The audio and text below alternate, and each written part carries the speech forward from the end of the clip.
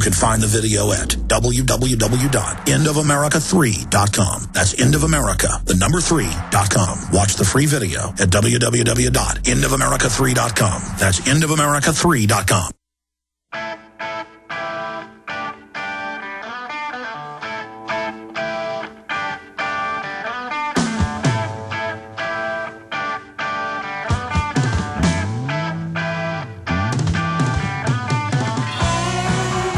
Okay, we're back live. The toll-free number to join us, again, is 800-259-9231. Renee, Thomas, Ben, Steve, James, and others. We're going to get to your calls coming up here in just a few minutes. That means 2 hours from now. I'm just joking. If you believe in what this radio show stands for and the information covered here, and you want to supercharge the tip of the spear, then become a PrisonPlanet.tv member. 15 cents a day, $5.95 a month, or get a year membership and get 3 months free. We also have it where with the same username passcode, you can have 6 people logged in at one time with it. So you can share it with your friends, your family, your spouse. Probably share it with 20 people, and I doubt they'll all be logged in at once. But if you do give it to too many people and wonder why you can't log in sometimes, that's why. And obviously don't use a username or passcode that you have on anything important if you are sharing it. But again, please become a PrisonPlanet.tv member. Check out the new rant section, the special reports section we've added, the nightly news 5 nights a week. A lot of energy is going into this, and it's already reaching hundreds and hundreds of thousands of people a week. It will soon be reaching millions and millions and millions a week, like the radio show, thanks to you supporting it. We're putting a lot of time and energy into it. That's why I want to thank all of you that have become PrisonPlanet.tv members. I will, of course, be on tonight with a lot of key news. InfoWars Nightly News, 7 o'clock Central. That's 5 o'clock Pacific, 6 o'clock Mountain, 8 o'clock Eastern. Continuing, I want to tell you about eFoodsDirect.com. Our friends over at eFoodsDirect.com are now offering free shipping to anywhere in the United States on all of their wonderful products for a limited time. They only do this every 8 or 9 months or so, so it's a really good deal to do it. It's only running for a few more weeks, I'm told. There's a lot of uncertainty out there right now with everything going on. My reason is economic implosion. It's very important to have your own food so you're not dependent on government. You know, even ants store their own food, and other animals do. Squirrels do. I think we should. eFoodsDirect.com/Alex, eFoodsDirect.com/Alex, or 800-409-5633, 800-409-5633. Continuing, PureWaterFreedom.com, made in America, high-quality line of whole house water filters, tabletop, under the sink, handheld water bottles, all high-quality made right here in America, which is quite a feat under all the regulation and harassment people go through here. PureWaterFreedom.com. Imagine being able to turn on your tap water, and it's all safe, clean, without all that loving stuff the government orders water systems to add to it. PureWaterFreedom.com. Check them out today. All right, gentlemen, I've been ranting and raving about a lot of issues. I should also have people should get American Dream, that is also available at Infowars.com, the online video bookstore. But throwing all this out, riots. Bloomberg came out last week, or now 2 weeks ago, and said there's going to be riots if you don't get more welfare money. He needs more cops, more taxes, and everybody's fleeing New York. So he's put together commissions to raise taxes in other states, and he wants gun control in other states. And the New York cops have announced they, quote, have air assets now. I've got the quotes here, that they have air assets that can take out a hijacked jet. So now maybe it'll be nationwide. New York will take over the whole country. But they won't tell the media what those air assets are. Funny, the whole supposed Pentagon system couldn't stop what went on 9/11. But now New York... No, don't arm the pilots, though. Just have cops with helicopters with missile launchers on them.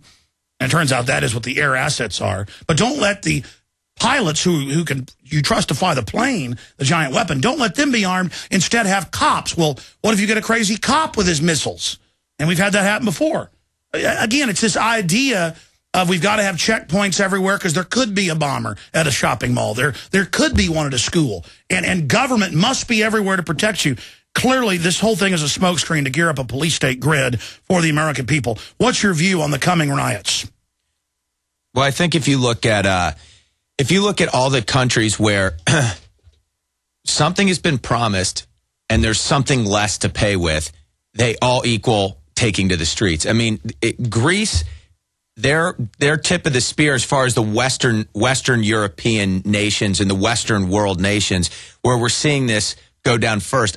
I'm not sure why throughout history, when over and over and over you've seen this exact same thing play out, that anyone thinks it's going to be any different in any nation when you've got a huge amount of people who feel entitled and to other people's things, and then there's no longer the ability to pay them anymore. How that's not going to somehow end up in the streets. And what the response to that is, and what I think people are deathly afraid of, is, well, what exactly? How does that play out, especially in a nation that's got, unlike Greece and unlike Europe and unlike pretty much any other nation in the world, there is still a very, very strong thread of people who believe in independence and liberty and in this nation and individualism. And that, I would hope, has a very different outcome than people who are really just trying to say, well, let's double down and reestablish the collective. And they'll give up more rights as long as they keep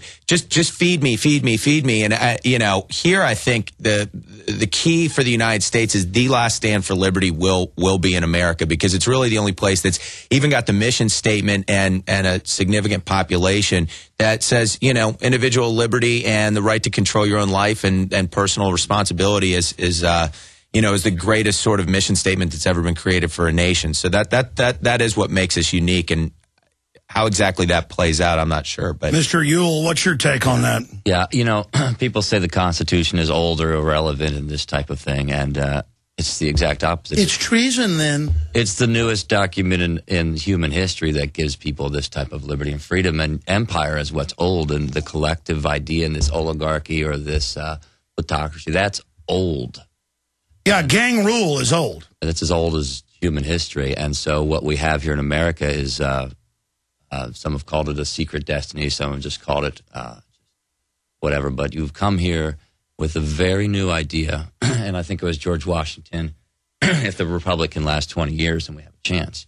It was always the idea that it always had to be protected, and it wasn't something you could just let go without some vigilance, and that's where we're at. And we've seen that we have to protect this idea. We have to protect liberty. We have to fight for freedom and our rights as individuals and created by God. And these globalist whores, they get up there with straight faces and act like it's weird to be under the Constitution and Bill of Rights and to wear a tri-cornered hat, and weird to say, leave my property alone. Yeah. Look at where we've gone. Property taxes didn't have that 50 years ago. Right. A private income tax paid to a private bank didn't have that, 97 years ago. And look what we've become since then, and it's getting worse. But the good news is, as you said, people aren't buying it anymore. And so the system is scared, and they're going to pull out all the stops right now against us.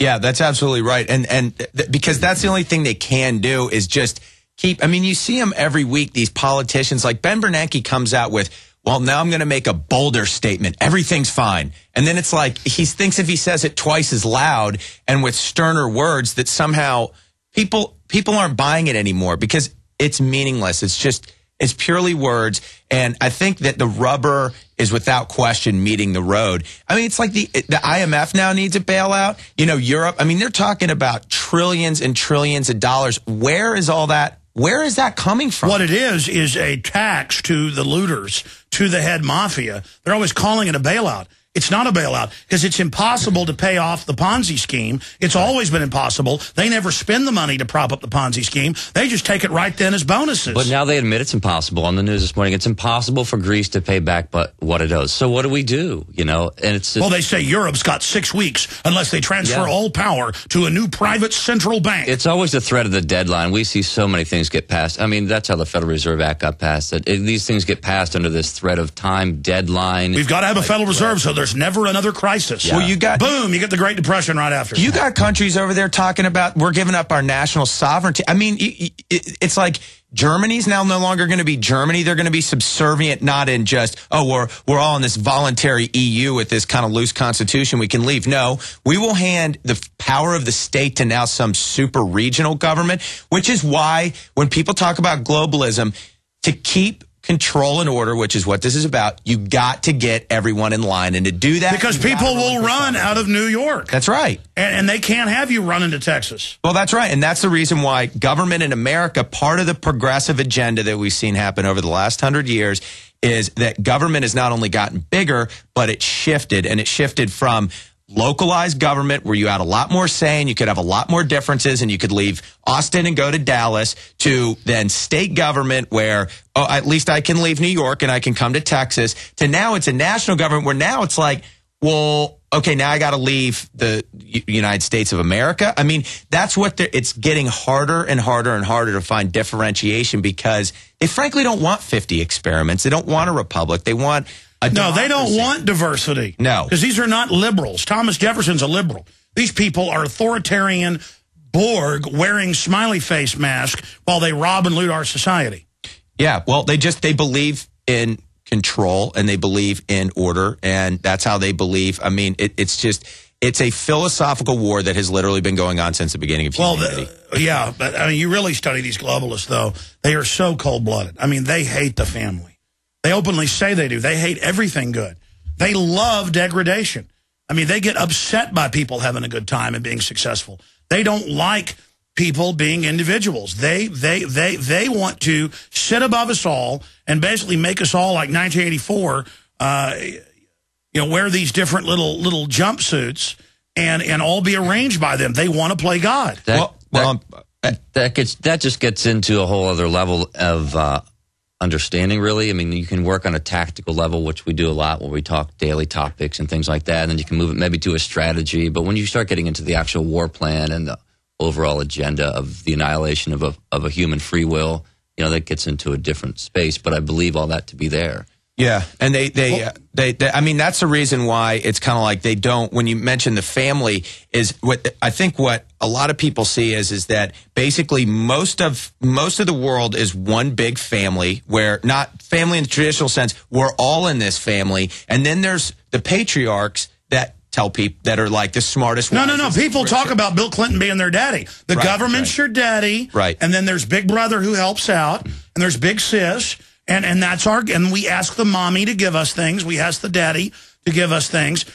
That's it. That's why they say, I've got the textbooks. People didn't believe it, and I went and actually got them, that they have at UT that they give the social workers. And the family is an old archaic disease, and we're going to eradicate it. Well, and that's why they don't want, I mean, that's why school choice is so, you've seen schooling centralized, because they don't frankly want people teaching different things. I mean, the whole idea is if they can keep telling huge amounts of the population, no, we're part of this global family. Here's the new model. They don't want diversity. Yeah, but it's getting ridiculous. I was watching some new carbon tax pushing thing for corporations, and it goes, everyone has adopted it. It is settled, and you will go to sustainability, which means they'll shut down your business and move it to China.